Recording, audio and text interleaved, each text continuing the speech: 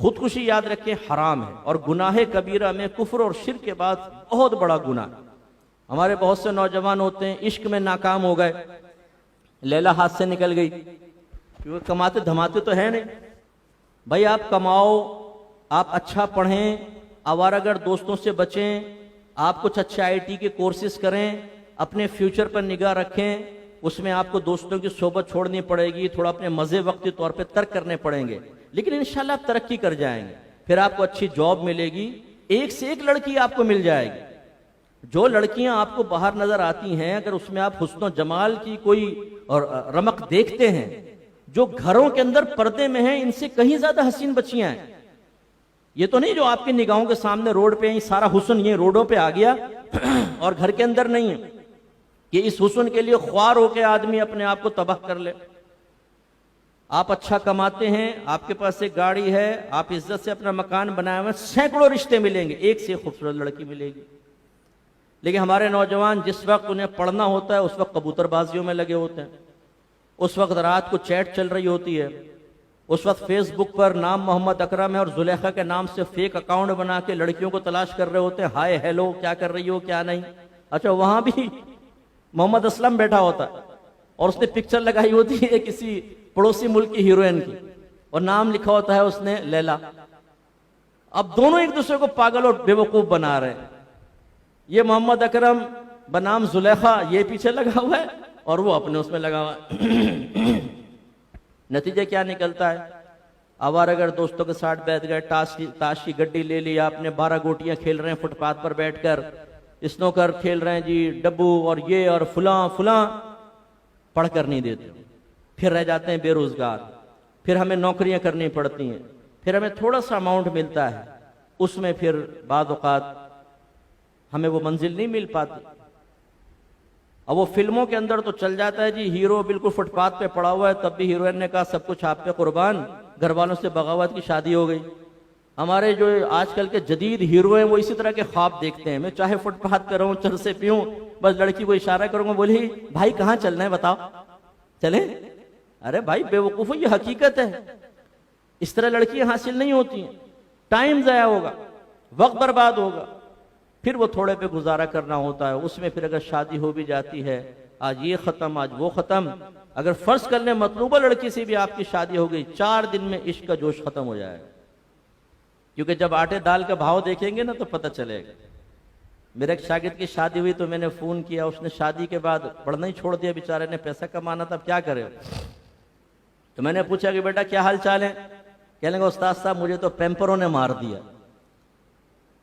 आया कहता है आधी तनख्वाह तो पैम्पर में निकल जाती, बच्चा ही 2-2, 2,500, 3,000 हजार के दूध पी जाता है, और पैम्पर लाकर देखें आजकल की बच्चियां नहीं है कि वो हाथ डालेंगे, कहते नहीं यूं निकालो और फेंको। वो पहले दौर की खवातीन थी, आप माशाल्लाह सब जानते हैं, हमारी वालदा ने भी इसी तरह वो कपड़े बांध रही हैं जी, वो कपड़ा धो रही हैं, उसको सुखा रही हैं, फिर उसको यूज कर रही हैं। आजकल की लड़कियां इस बात की कायल नहीं है, अगर ज्यादा बोलेंगे गुलाम मुस्तफा खुद कर लो। आप गए मिलने के लिए, पता चला बाथरूम में बेचारा घुसा हुआ है, बच्चों के पेम्पर साफ कर रहा है, पेम्पर उतार रहा है। तो यूं सूरत हाल। तो भाई इसलिए मैं नौजवानों से अर्ज करता हूं, आप पढ़ें, अच्छा काम करें और कोर्सेज करें, आईटी के कोर्सेज कर लें, घर बैठकर आपकी अच्छी खासी अर्निंग होगी। और अगर आप दीन की तरफ आ जाते हैं, अल्लाह ताला दीनदार को कभी मोहताज और भूखा नहीं मारेगा।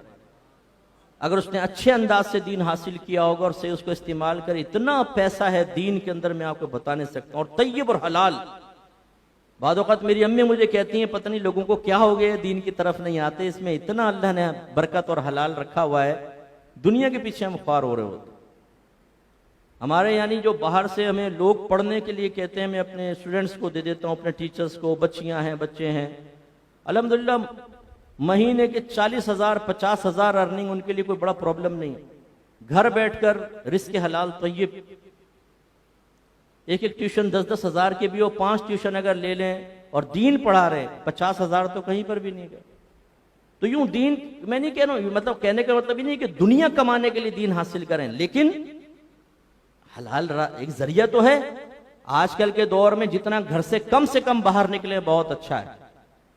अल दीन की खिदमत भी और गोशा नशीनी का फ़ायदा भी। तो खुलासे कलाम ये है कि बहरहाल आप अगर दुनियावी फील्ड में भी हैं, ये भी ज़रूरी है, वो इसका इनकार नहीं, लेकिन दयानतदारी से पढ़ें, ईमानदारी से पढ़ें। फिर ये ना करें कि अगर आप काम चोरियां करें और बाद में जब आप एक ऐसी उम्र के स्टेज पर आ जाएं कि आपको नौकरी ना मिले और आपकी साबिका ज़माने में की गई कोताहियों के नताइज आपके सामने आए, तो आप हाथ उठा उठा के गवर्नमेंट को बददुआएं दे, कमबख्त नौकरी नहीं दे रहे, हमने तो इसीलिए वोट दिया था कि नौकरी मिले। तो भाई आपने फिर क्यों नहीं खुद क्यों अपने साथ दयानतदाराना मुआमला किया? किस बेस पर आपको जॉब मिलेगी ये बताइए? कोई है हुनर आपके हाथ में? जो हुनर तो नहीं है। तो यूं मैं गुजारिश करता हूं कि अपने आप को हलाकत में ना डालें, वरना तबाही तबाही। अब होता क्या है कि जब हमारे नौजवान इश्क में नाकाम हो गए, दीगर मामलात में, तो ये अब मुझे किसी ने बताया कि एक पड़ोसी मुल्क का एक नौजवान हाफिज कुरान, वो किसी ने नबी करीम की शान में गैर मुस्लिम ने गुस्ताखी की, उस हाफिज साहब ने अपने आप को फांसी चढ़ा दिया और पैगाम ये छोड़कर गए कि चूंकि ये गुस्ताखियां सरेआम हो रही हैं और मैं कुछ नहीं कर पा रहा, तो मैंने अपने आप को मैं हलाक कर दिया। अब हाफिज कुरान तो थे, शायद काश वो साहिब इल्म भी होते तो उन्हें पता होता कि ये करना उनके लिए शरन जायज नहीं था। आप अगर मजबूर महज हैं तो कम से कम दिल में बुरा जाने, और अल्लाह तबारक व तआला ने अगर कुदरत व ताकत दी है तो अपने अतराफ के उलमा की हिदायत की रोशनी में आप पुरअमन जो भी मामलात हो सकते हैं वो करें, लेकिन उन्होंने खुदकुशी कर ली।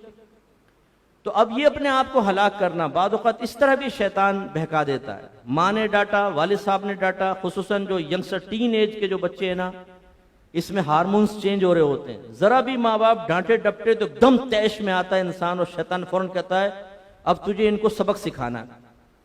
कैसे सबक सिखाना है? थप्पड़ तो मार नहीं सकते माँ को, बाप के मुंह पे मुक्का तो मार नहीं सकते, क्या करें? शैतान कहता है अपने आप को फांसी पे लटका, हलाक कर, फिर देख जब कैसे रोएंगे ये। बस आदमी वो सोचता हाँ चलो ठीक है। अब ये नहीं सोचता भाई जब तू मर जाएगा तू तो देख ही नहीं पाएगा कि कितना तड़प रहे हैं। अगर ऐसा होता ना कि चलो आप बीमार हो गए, अब माँ बेटा ये खा ले ये पी ले, तो आप कहेंगे हाँ अब आई ना लाइन पर, तो चलो कुछ हिस्से नफ्स भी हासिल हो जाता। लेकिन आपने तो हलाक कर दिया अपने आप को, आप गए जहन्नम में, कयामत तक वो अजाब होता रहेगा जिस तरीके से आपने अपने आप को हलाक किया था। नबी करीम सल्लल्लाहु अलैहि वसल्लम फरमाते हैं जो अपने आप को जिस तरह हलाक करेगा क़यामत तक उसे उसी तरह अजाब होता रहेगा। जिसने जहर पिया उसको जहर पिलाया जाएगा, जिसने अपने आप को लोहे से हलाक किया उसको लोहे से हलाक किया जाएगा। और फिर जहन्नम में भी ये एक रिवायत के मुताबिक ऐसे ही अजाब होगा जैसे दुनिया में हलाक किया। तो टेंशन कितना ही ज्यादा हो जाए, फर्स्ट ऑफ ऑल फौरन उसको किसी अपने करीबी दोस्त से शेयर करें जो आपके राज की हिफाजत कर सकता हो। और बच्चों से तो मैं गुजारिश करूंगा अपने माँ बाप को दोस्त बनाएं, उनसे शेयर करें, और वरना अपने किसी अच्छे दीनदार दोस्त से शेयर करें कि यार दिमाग बहुत मेरा आउट हो रहा है, मुझे थोड़ा समझाओ। वो आपको प्यार मोहब्बत से समझाएगा, प्रेशर कम होगा। वरना आप अगर अपने आप को कमरे में मुक़य्यद कर देंगे, खुद सोचते रहेंगे, तो शैतान भयानक अंजाम की निशानदेही करवा करवा कर आपको खौफज़दा करके हत्ता के खुदकुशी की तरफ ले जाएगा। ये है अपने आप को हलाक करना।